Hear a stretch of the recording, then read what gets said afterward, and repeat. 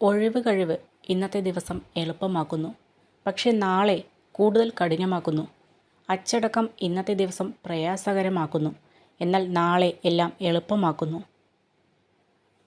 മനസ്സ് തുറന്ന് സംസാരിച്ചാൽ, ക്ഷമ ചോദിച്ചാൽ, ക്ഷമിക്കാൻ തയ്യാറായാൽ മനോഹരമാവുന്ന എത്രയെത്ര ബന്ധങ്ങളാണ് നമുക്ക് ചുറ്റുമുള്ളത്. ഒരു രക്ഷകൻ്റെയും വരവും കാത്തിരിക്കരുത്. നിങ്ങളല്ലാതെ നിങ്ങളുടെ രക്ഷയ്ക്ക് മറ്റാരുമില്ല. കാരണങ്ങളില്ലാതെ പോലും ചിലർ നമ്മെ അകറ്റുമ്പോൾ ഒന്നിനും ഒരു കാരണമാവാതെ നമ്മൾ തനിയെ നടന്നകലണം. ആവശ്യം കഴിഞ്ഞാൽ പലരും ഒരു അനാവശ്യമായി മാറും. ഒന്നും വേണ്ടായിരുന്നു എന്ന് തോന്നുന്നത് നമ്മൾ അവർക്കൊന്നും അല്ലായിരുന്നു എന്ന് മനസ്സിലാവുമ്പോഴാണ്.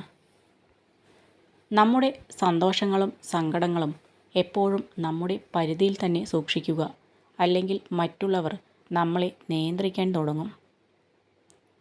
എന്ത് ചെയ്യണമെന്ന് അറിയാതെ ഒറ്റയ്ക്കാവുമ്പോൾ, ധൈര്യം നഷ്ടപ്പെടുമ്പോൾ, ചില നല്ല വാക്കുകളുടെ രൂപത്തിൽ ദൈവം കടന്നു വരും.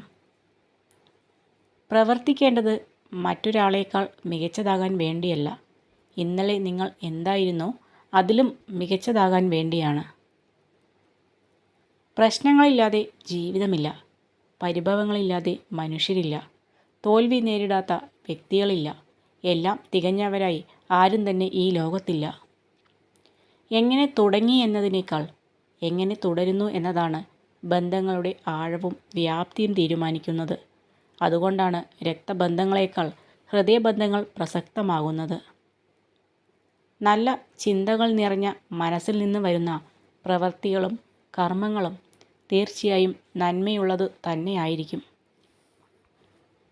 എത്ര സ്നേഹിച്ചിട്ടും, എത്ര മനസ്സിലാക്കിയിട്ടും, എത്ര ആത്മാർത്ഥത കാണിച്ചിട്ടും, എത്ര സമയം അവർക്ക് വേണ്ടി മാറ്റിവെച്ചിട്ടും ഒരിക്കൽ പോലും നമ്മളെ മനസ്സിലാക്കാൻ കഴിഞ്ഞില്ലെങ്കിൽ പിന്നെ അവരെ നമ്മൾ ചേർത്തു നിർത്തുന്നതിൽ ഒരു കാര്യവുമില്ല.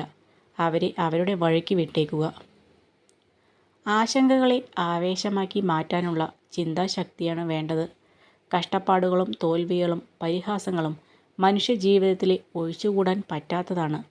അവയെ അഭിമുഖീകരിക്കാനുള്ള ചിന്താശക്തിയാണ് ജീവിത വിജയത്തിൻ്റെ ആയുധം. ലക്ഷ്യത്തിൽ എത്തിച്ചേരാൻ കഴിയില്ല എന്ന് കണ്ടാൽ ലക്ഷ്യം മാറ്റരുത്, എത്തിച്ചേരാനുള്ള വഴികൾ മാറ്റി ചിന്തിക്കുക.